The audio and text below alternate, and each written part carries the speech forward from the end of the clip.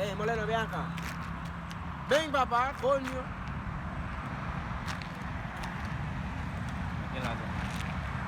Dime. Yo son information m'a demandé. Diablo, yo no entiende, papá. Yo nan te ya men, fek vin nan te ya gen. Fek vin nan te ya men. Diablo. Ou pa te de Creole? No.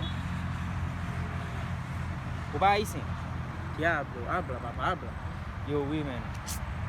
Yon cousin men gen nan kay la vel. Mi sal travay di matin men. Mi se bagay nan kay la pou fè manje men. Mi se just ki ton kop mwen men. Mi bezen kote gon boutique la men pou mal achete un petit pain men nan un petit sik pou m'fon un petit lo sik men. Pan, y a soka? Pain avec sik. Pou m'fè lo sik men. Ta bien. Est-ce qu'on monte m kote gon boutique la men? Dime. Kote gon boutique la est-ce qu'on monte m men? Diablo, yo no entiende, papá. Yo mon cher sou fè sa mwen men, ma bo $100 men. Sou fè sa pou patman men. Parce m gwen goude matin pa pou nan men. E vwe ba mwen, ki $100? Ka bo va l'école men. Ki $100 men? Ki $100? $100 te ya men, ma bo $100 base. Ah, yo no entiende. Yo mon cher sou ka jere sa pou patman. Yo no Kote entiende, boutique la papá. men. Yo no Yo, ma entiende. met $50 sou li men. Pou ka monte m kote. Ba, y serye, fwem. Yo, sou ap jere patman men. Ah, yo no entiende. Yo, abe yo mali men, ma pche kon lot moun. Yo no entiende. Dale. Hey, bang, papá. Oh, bang.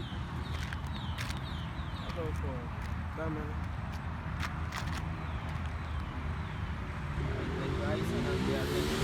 Haitien ap da men. 100. C'est maintenant. 100 sa pou m'achete pain men, avec sik la men. Pain avec sik. Pour mou gen kote boutique la ye men, pou m'achete ba ye. Ki jan di boutique en espagnol encore? Nan kaka mi sa pase men. Nan kaka wap pase, ki kaka mi sa dim la men. Yo, mais ça Yo bon kop mwen papa men. papa, mais ça m'a fait fun.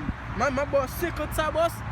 Pou ka mando lot moun Ki papa. kaka mi sa dim la Nou de men. wèm dege refin bo informasyon ba kon sa vwe men. Ba kon sa men. Ba ou lot dek 50 nan la moutou kon boutique la Haitien men. nou eme si, sel la nou eme, baka fe ba ye. Dale papa, dale. Baka fe ba ye. Dale.